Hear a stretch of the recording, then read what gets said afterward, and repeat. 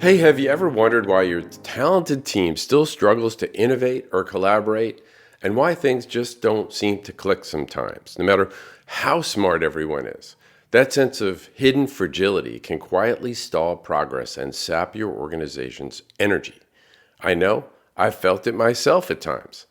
In today's episode, Charlie Green, the co author of The Trusted Advisor, the bestseller, joins us to pull back the curtain on the rise of workplace fragility and the risk aversion among younger generations. The book's called The Anxious Generation, and we dig into why so many teams miss the mark when it comes to basic collaboration, and what leaders often overlook, and what's really at stake if we ignore it. What may surprise you and surprise me is how subtle the warning signs are and how much they could be costing your business right now. You'll come away with a fresh perspective and ideas you won't want to miss.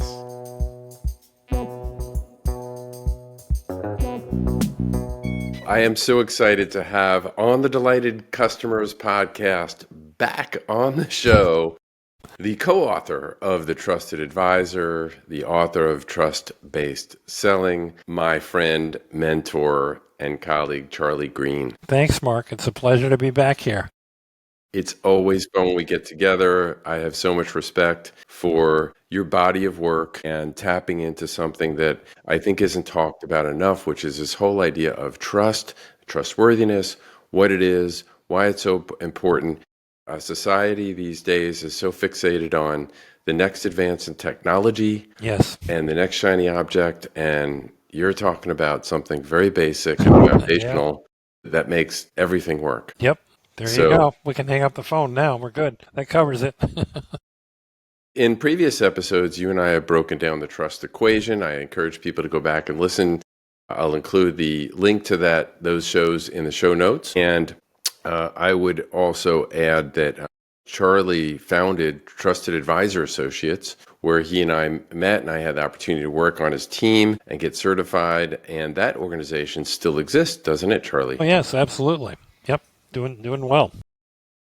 And so today I want to talk about something you and I have talked about offline, but haven't talked about on the show. And that is centered around a book that triggered our interest in having this conversation, which is The Anxious Generation. Right. So could you share with our audience about what the book is, what it's about, and why it's important today? Yeah, good. The title's The Anxious Generation. It's been on top of the New York Times nonfiction bestseller list for the better part of a year, I think. Jonathan Haidt, that's spelled Haidt, is the author.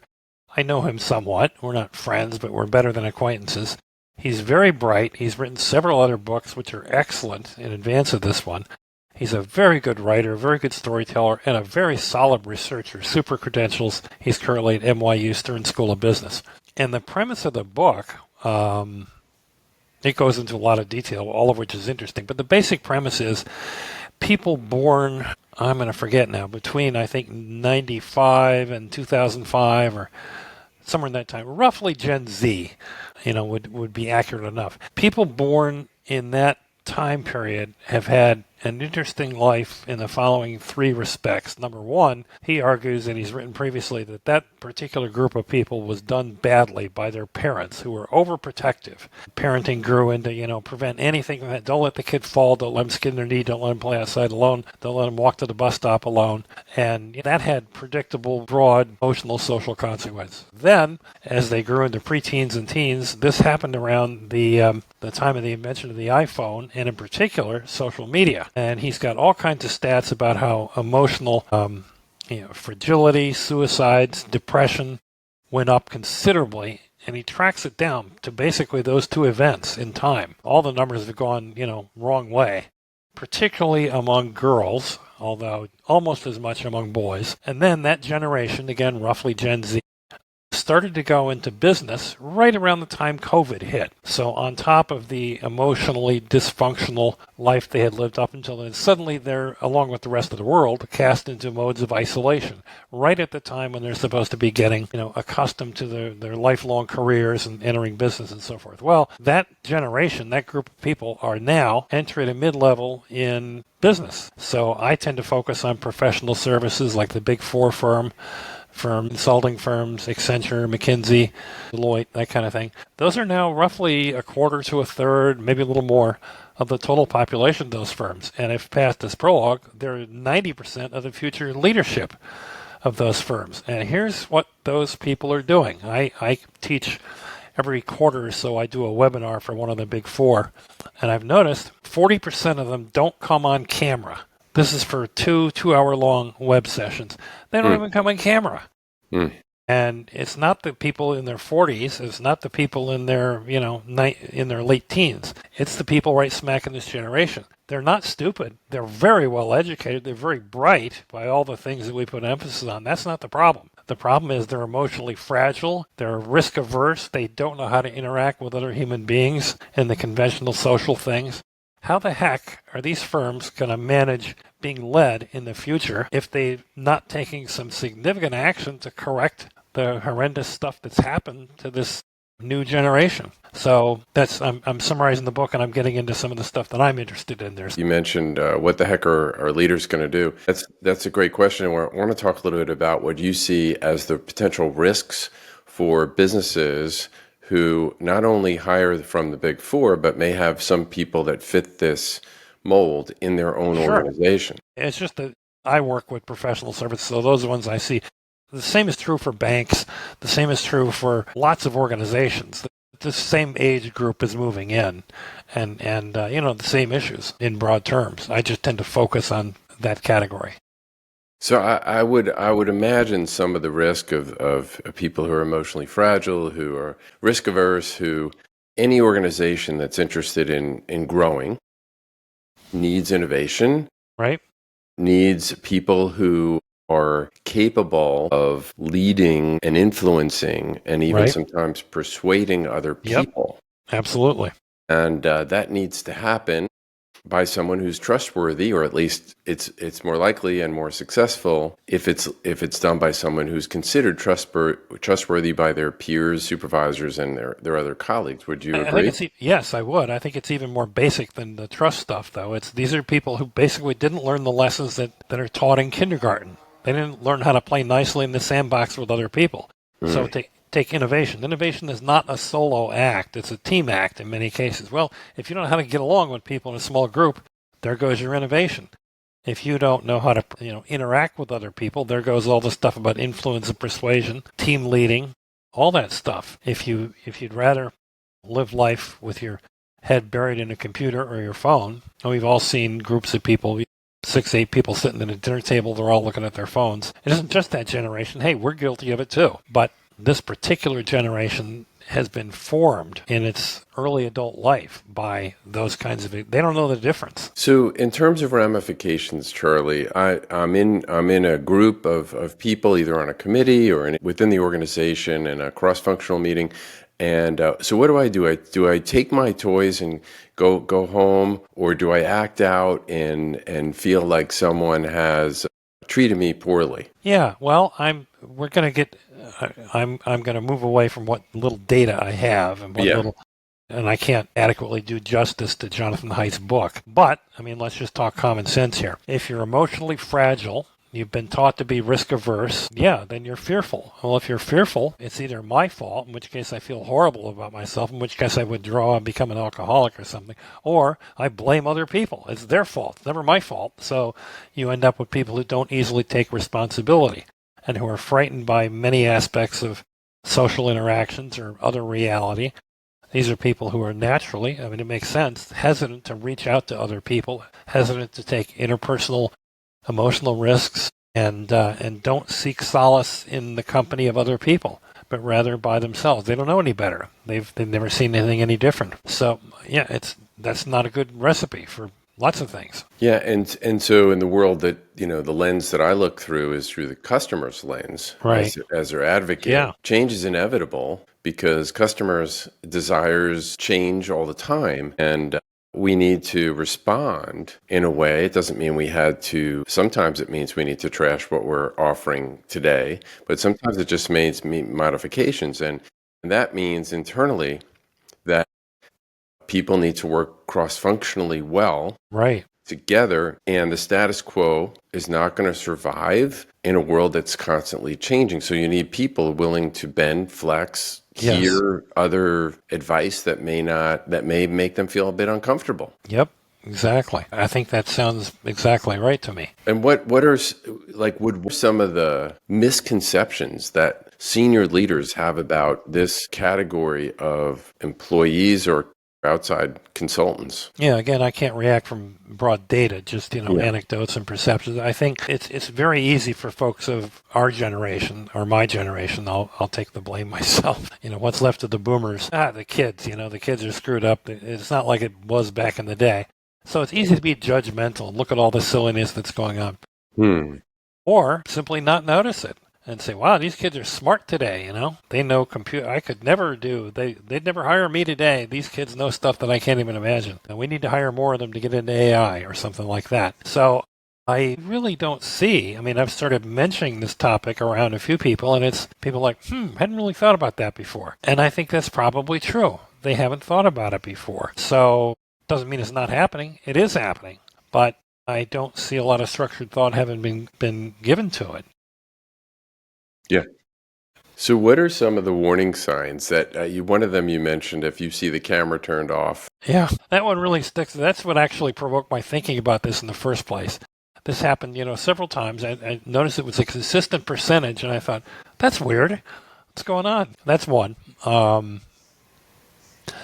I did speak with somebody the other day who's been in college recruiting for about 8 years for a large professional services firm. And I asked her just kind of open-ended white space question, what have you seen? What's going on? And the word she chose was fragility, which made a lot of sense.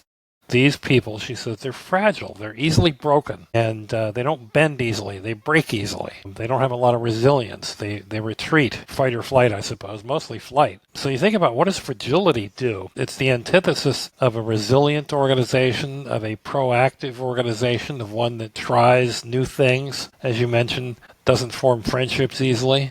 I think she came up with a good word. Fragility sums up quite a bit, and it's consistent with what Jonathan Haidt also talks about. And so, in practical terms, like if I'm a leader, how might I notice people before we get into what we can potentially do to support, drive success in organizations like this? Some strategies around that. What do you think would be? I mean, obviously, we talked about people not showing up or putting their cameras on, but what might be some other warning signs? Well, I hear where you and I are brainstorming a little Yeah. bit. I don't have a whole lot of data, but I would think, you remember there was a book 20 years ago, Robert Putnam, Bowling Alone, and he looked at sort of the depersonalization of society in general, and his little indicator was you don't see bowling leagues anymore like you used to. Hmm. If people still go bowling, they go alone rather than hanging out with a club. Well, there are a lot of parallels in business. There are and informal groupings and get-togethers and mentor teams and social activities and volunteers and softball teams. And, keep an eye on how those things are doing. I got to think that they're probably under siege in the past 10 years or so. COVID didn't help, particularly to the extent that people are still working remotely. There's a lot of advantages to that, but there's some obvious disadvantages, and that's one of them. So I guess that's one set of indicators. And I think just become more observant of people's interactions on your group, on your team. Are they comfortable challenging each other, or do they retreat into politeness and being offended? Because if you can't get to the point where you can have a robust dialogue with other people, again, you either retreat into, being hurt or watching so that nobody is offensive. Neither of which is good. You want to have relationships that can stand up to, dialogue and not take everything personally. So I'm thinking that's something that managers can look out for. Yeah, those are great tips. I think, we live in a hybrid world now where some employees work on site, some work remote, some work in some sort of blend Right. of the two. If you're in person, I imagine there's a number of nonverbal clues that you could be looking for as a manager. Yeah. Even as I was thinking about that example of people not coming on camera, 5 years ago, we were all bemoaning the fact that we're just looking at Zoom, a two-dimensional electronic image, as opposed to being in person, with 3D and smell and touch and all that. But even on Zoom, I mean, you can look at people, you can look in the eye, you can see their facial expressions, but not if they're not on camera. We give up a lot when that one goes out. So I think it's possible to actually create semi-authentic connections even on Zoom calls more than we would have thought 5 years ago. Well, let's talk about, we talked about some of the risk. We talked about some of the warning signs, things we could look out for. We talked about maybe the why on how we got here. Let's talk about some ways, some strategies that if you're a leader, you could still run a successful organization and incorporate people who grew up in this time period. What comes to mind is some strategies? Well, the first thing that comes to my mind is talk about it. Legitimize talking about it. I mean, people are always flattered when you talk about it. Say, hey, you guys here are all between 25 and 32 or whatever. What's it like? What's it like for you? Give people a chance to articulate. I mean, that's the basis of talk therapy, right? And it works to some extent. Plus, people like being paid attention to. Organize conversations, individual or group. That's certainly one. Stories and vignettes, video clips. These are old tried and true techniques of training, and they work reasonably well. I know in my stuff I use video. We have great conversations about watching two people interact. One thing I notice, even among this generation, I'll show them a sort of good tape and a really good tape of an interaction between two parties. And I'll ask them, thumbs up or down, people, get ready. Was the second one better or worse than the first one? Every single one of them will say they're better. And they're right. It was better. But think about that. None of these people are trained sociologists or psychologists. They're all accountants and consultants, right? But they all have that gut feel. That was better. And so I point that out. You realize you did pick up something in kindergarten. You all have human gut feelings. We've been around for millennia, hundreds of thousands of years. And these instincts are base and basic and very finely tuned. And you didn't miss out on that. You still have it within you to recognize good and not good. So let's talk about why it was good. What did it? What made that better? And then you can get into micro behaviors or intentions or wherever you go. But at least you're talking about it with people. But Charlie, what do you say to the person who says, well, I tested, I'm an introvert, and I just want to come in, really just do my job. I have a very independent job, I just need to run numbers or run data or collect data. And I don't really enjoy interacting with other people. Yeah, well, I can personally relate to that. I've actually been kind of an introvert, and I always need to gin up a lot of energy to get out and interact with people. But, I mean, a couple answers. Number one, sorry, that's not life. That's not your job. Get used to it. Deal with it. And at the same time, you need to be sympathetic and say, yeah, it does suck. I get you. But we need some of this and some of that. Let's make sure we come up with some ways that give you reconstituting time, give you a chance to build up your juices, but you also need to get out there and interact with other people.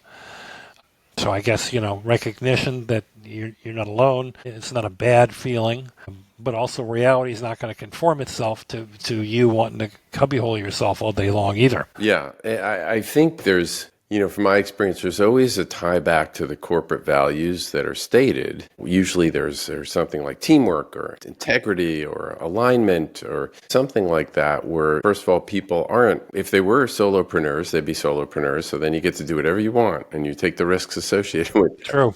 But if you get hired by an organization, you're part of it. By definition, you're part of a team, unless they say you're not. There are, I guess, some very specialized jobs where you're not. For the most part, you're part of a team. I mean, the joke is even Tiger Woods had a coach, Right. And all the pros have coaches in almost every sport now. And you're part of a team, and that has certain inferences to it, right? Yeah. I think that's an important part of the answer. You're right. I mean, a business is a form of social organization, among other things, and, emphasis on social. But it's also true, and I don't know where this fits in the dialogue, people who give in to, you might call it introversion, but who live that and become isolated are statistically in the broader society more at risk of suicide, less likely to get married, less likely to have, all kinds of downfalls, health, etc. So there's that outside the work context as well. Some people don't react to that well, some do. What do you see, Charlie? You mentioned the span of years that encompasses this generation. What do you see in the generation following that generation? Well, I'll give you another. I do some webinars also with a group of college kids who are 19 and 20, and I see the opposite. I mean, those ones I do on a Saturday morning, and every one of them, 100% of them show up on camera. They may be in their pajamas, the cat may be walking on the keyboard, they may be spilling coffee, they got their slippers on, they don't care. They're okay with it. So I find that sort of optimistic. Good. We want to encourage more of that among your older brothers and sisters. So, they've got their own issues, I think, with a lot of the tech stuff can be awfully introverting and we live in a society which for decades now has overemphasized the role of technology and data and empirical and behavior and gotten away from kind of the human stuff. They also seem to know how to have a good time, and they're not afraid of getting on camera. So I'm optimistic about that. Interesting conversation. Always love talking to you. Likewise. The Anxious Generation, and the author's name is what's his first name, Jonathan? Jonathan Haidt, H-A-I-D-T. Haidt, okay. Fascinating. We'll put the link to that book in the show notes and invite Jonathan to come on the show anytime he'd like. Good luck. I reached out to him the other day, and I know him. And I said, I'd love to chat with you for 15 minutes. His 3 handlers and PR people got back to me and said, he's awfully busy. All right, tell him I said hi. He is busy. He's got, he's all over network television and cable and everything. But still a good book. Yeah. Charlie, let's land the plane with the question that I like to ask my guests, which is what delights you as a customer? Great question. I didn't expect that coming. Let's see. Sorry. That's okay. I like it when there's sometimes when I don't want to interact personally at all. I don't need to have a chat with the bank teller, or I'm not one of those that enjoys chatting up the Starbucks barista. Very topical. Yeah, based on today's topic. Oh, yes, right. But there are a lot of times, even with customer service reps who say, how's your day going? And actually mean it, and you can tell it in their voice. Those are little moments, for me, those are little moments of delight. You connect just for a fraction with another human being, and it's not a gimmick, and they're not reading a script. It feels genuine. That delights me. Excellent. Well, that's great sentiment and a lesson in there if you're in the CSR world. Yeah, I think so. Charlie, thank you so much for being a guest. If people want to get a hold of you to reach out, what's the best way? Email is cgreen, that's C-G-R-E-E-N, at trustedadvisor.com with an O-R at the end. cgreen at trustedadvisor.com. That's probably the best way. Or on LinkedIn. Perfect. Charlie, thanks so much for being back on the show. Thank you, Mark. Always a pleasure. Hey, YouTube viewers. Thanks for watching the Delighted Customers podcast here on YouTube. If you found value in today's conversation, I'd really appreciate it if you'd hit that subscribe button and ring that notification bell. That way you'll never miss our weekly episodes with industry leaders sharing their strategies and insights that can transform your approach to customer experience and change leadership. Your subscription helps us reach more professionals like you who are passionate about creating meaningful change in their organizations. Thanks for being a part of our community, and I'll see you in the next episode.